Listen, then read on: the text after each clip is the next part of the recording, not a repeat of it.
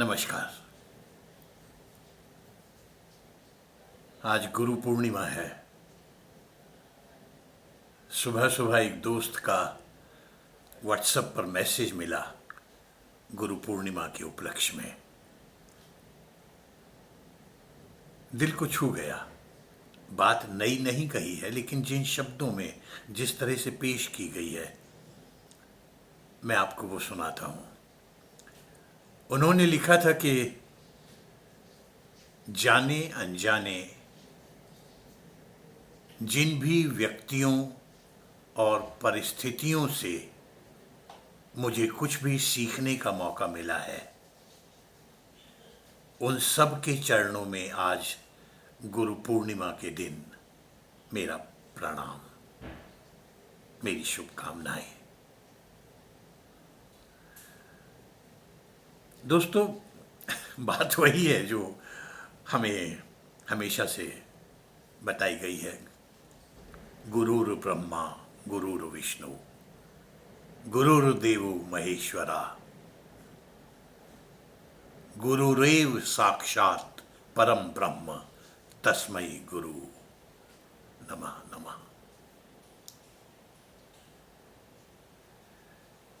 फर्क इतना सा है कि पता नहीं क्यों दुर्भाग्य से हमारे यहाँ जो पारंपरिक शिक्षा और बातें रही हैं वो हम तक उस रूप में पहुंची नहीं, और हमने उन्हें एक बिल्कुल जैसे अंधविश्वास की तरह से बिना उन पर विचार किए उन्हें यूं का यूं हमें परोसा गया, और हमने भी एक कान से सुना और दूसरे से उसको निकाल दिया।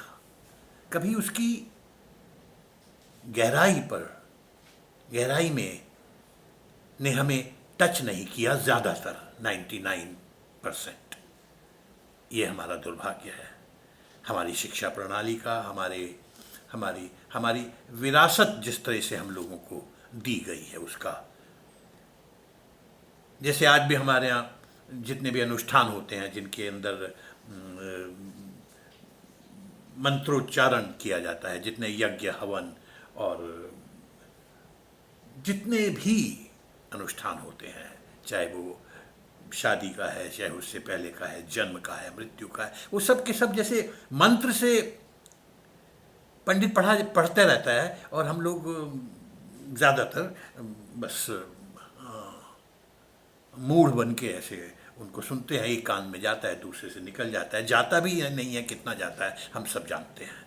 ये बहुत बड़ा दुर्भाग्य है, बहुत बड़ा विषय है, इस पर फिर कभी बात। लेकिन मैं शेयर ये करना चाह रहा था कि कितने सहज, साफ, कम से कम शब्दों में एकदम से बात समझ आने वाली भाषा में हम तक विचार पहुंचा है। ये अच्छी बात है, और हमें शायद इसकी बहुत ज़रूरत है।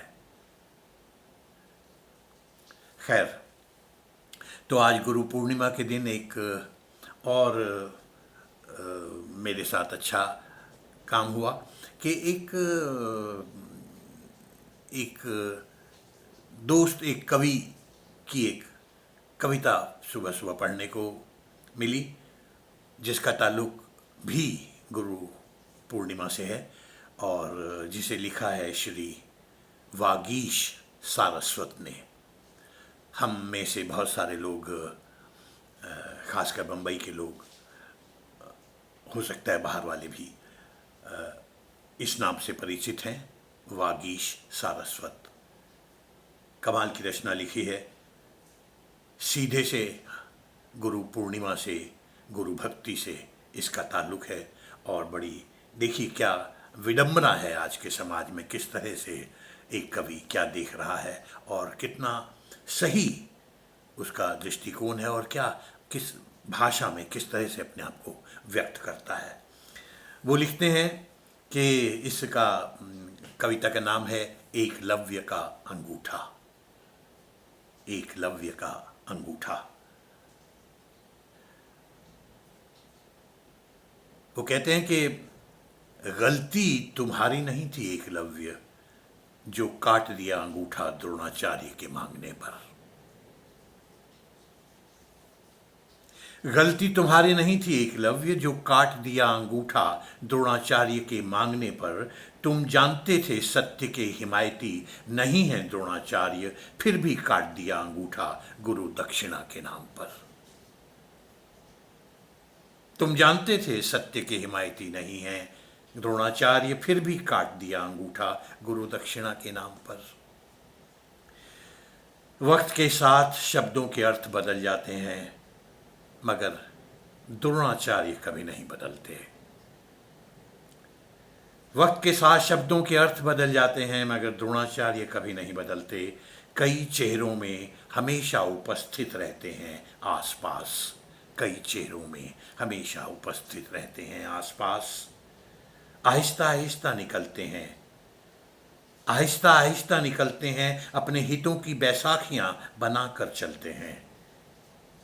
श्रद्धा को विकलांग बना देते हैं और अपनों को ही छलते हैं। वक्त के साथ शब्दों के अर्थ बदल जाते हैं, मगर द्रोणाचार्य नहीं बदलते। कई चेहरों में हमेशा उपस्थित रहते हैं आसपास, आहिस्ता आहिस्ता निकलते हैं, अपने हितों की बैसाखियां बनाकर चलते हैं। श्रद्धा को विकलांग बना देते हैं और अपनों को ही छलते हैं। और श्रद्धा में डूबे एकलव्य चुपचाप सीख लेते हैं पार्थ को परास्त करने का हुनर। पर गुरु भक्ति एकलव्यों का कवच नहीं बन पाती। गुरु भक्ति एकलव्यों का कवच नहीं बन पाती। श्रद्धा और श्रम से हासिल हुनर को छीन लेते हैं द्रोणाचार्य। श्रद्धा और श्रम से हासिल हुनर को छीन लेते हैं द्रोणाचार्य। श्वान मुख को तीरों से बंद करके भी एकलव्य बच नहीं पाते हैं, द्रोणाचार्य के हाथों ही ठगे जाते हैं। द्रोणाचार्य के हाथों ही ठगे जाते हैं। द्रोणाचार्य अब भी पढ़ाते हैं कौरवों और पांडवों को साथ साथ। द्रोणाचार्य अब भी पढ़ाते हैं कौरवों और पांडवों को साथ साथ और करते हैं पक्षपात। राज भय नहीं, राज मोह है। राज भय नहीं, राज मोह है। कौरव और पांडव युद्ध में जुटेंगे जब, द्रोणाचार्य राजमोह से नहीं बच पाएंगे। द्रोणाचार्य राजमोह से नहीं बच पाएंगे। अंगूठा कटवा कर एकलव्य हमेशा छटपटाएंगे। अंगूठा कटवा कर एकलव्य हमेशा छटपटाएंगे। सत्य का विरोध द्रोण की मजबूरी है। राजगुरु की पदवी जरूरी है।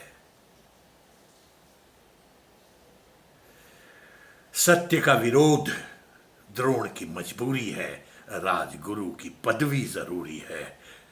द्रोणाचार्य बदल नहीं सकते, नहीं बदल सकते कौरव पांडव, मगर एकलव्य तो बदल सकते हैं।